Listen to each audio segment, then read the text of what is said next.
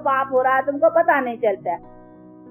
बाकी तुम बाहर से समझते हम किसका गला तो काटा ही नहीं है, हाँ, हमने किसी का खून तो किया नहीं, हमने किसी से झूठ तो बोला ही नहीं, हमने किसी की कोई हानि तो की नहीं, और इतनी बड़ी हानि कर रहे हो, इतना नुकसान कर रहे हो अपना भी और दूसरों का भी। इसी से तुम अपने पर ये पाप का भागी बनते जाते हो, लेकिन इसका तुमको पता नहीं चलता है। इसी कारण ही तुम अपने कर्म में दुखी होते आए हो। ये दुख कैसे बनता आया? अगर तुम्हें पता होता तो थोड़ी बनाता। कोई दुख बनाएगा अपना? नहीं, सब बनाने में उसमें लगे हुए हो, सुख के बनाने में, लेकिन बन नहीं पाता है।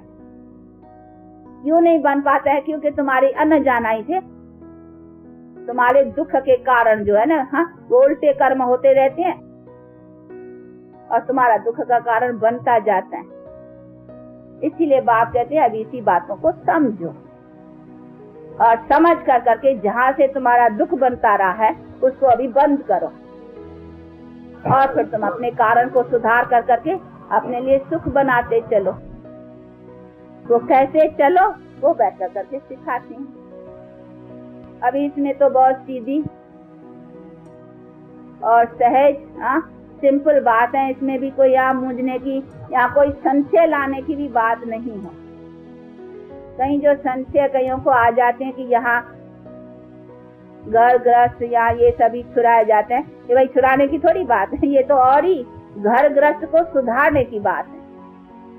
हमारी जीवन और घर गृहस्थ जो सदा सुख का रहे वो कैसे रहे उसको ही तो बनाया जाते हैं ना।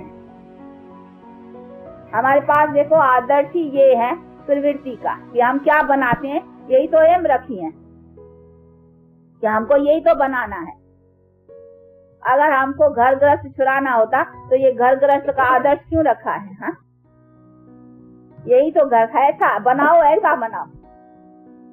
इसीलिए कहते हैं अभी हाँ, ये दुख की दुनिया अथवा दुख का जो घर गृहस्थ बना चुके हुए है, अभी उसको कैसे सुधारो, उस बिगड़ी को कैसे संवारो। इसीलिए कहते हैं इससे अभी मन को हटा करके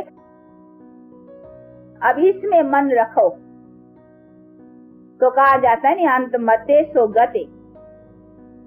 इसीलिए अभी ये चीज कैसे बने उसी बनाने का तो ये प्रयत्न सिखाया जाता है ना। इसीलिए ऐसा कई जो मिसअंडरस्टैंड करते हैं कि यहाँ घर गृहस्थ को छुड़ाया जाता है या यहाँ कुछ अपना प्रवृत्ति का कुछ नहीं, ये रॉन्ग है। यहाँ है ही आदर्श प्रवृत्ति का, और प्रवृत्ति का ही जो पूर्ण कंप्लीट आदर्श है वो कैसे बने, वही तो चीज बनवाई जाती है ना। और वो बनाने वाला है, कहते नहीं परमात्मा ने ये संसार बनाया, परमात्मा ने नर और नारी को रचा, ऐसे कहते हैं ना। तो परमात्मा ने कैसे रचा वो भी समझना है ना। परमात्मा ने ऐसे थोड़ी रचा तुम माँ दुखी रहो और ऐसे रहो, नहीं।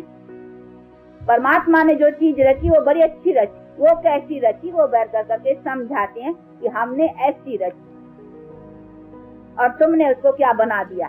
देखो तो सही, क्या बन गए हो।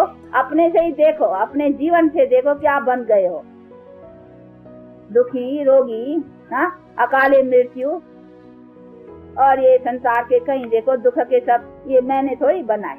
इसीलिए बाप कहते मैंने क्या बनाया, नर और नारी मैंने कैसा बनाया, और तुम्हारा संसार, तुम्हारे रिलेशन से ये सब मैंने कैसे बनाए वो बैठ के समझाते। देखो ये रिलेशन है ना, ये प्रवृत्ति तो दिखलाते हैं, नर नारी दोनों रिलेशन में खड़े हैं।